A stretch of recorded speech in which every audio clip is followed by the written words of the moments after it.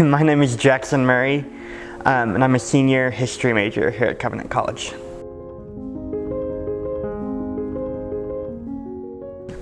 I don't have a title yet, but for my capstone, I am researching the food crisis in Germany during World War I, German appeals to Americans for humanitarian aid, and American response to that. Fall semester of my junior year, I took a World War I class, and for my research topic there, I chose to do food in Germany during World War I, kind of the home front more generally.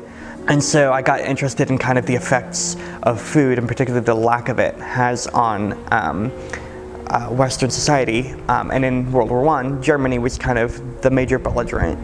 Yeah, and so then for my capstone, this was a way that I could kind of continue and build off of that project, which I really enjoyed. So kind of more specifically, the things that I'm looking into, I'm doing a fair amount of research on the British and more broadly Allied, but primarily British blockade of Germany during the war.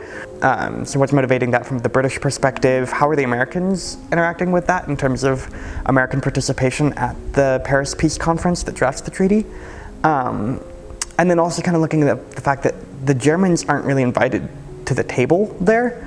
And so often what happens is the story gets told in a way where the Germans have no agency.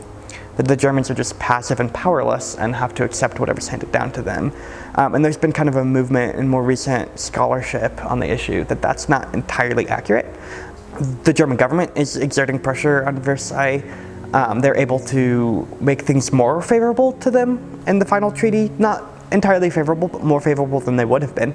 And then there are also other German actors. So I'm also looking into like the actions of private Germans in this time, particularly mothers and women, and kind of they have established a bit of a dialogue with American women. And so I'm looking into some of the primary source material there to kind of see the dialogue that kind of gets established, or had been established, and increases at the end of the war over humanitarian aid and food.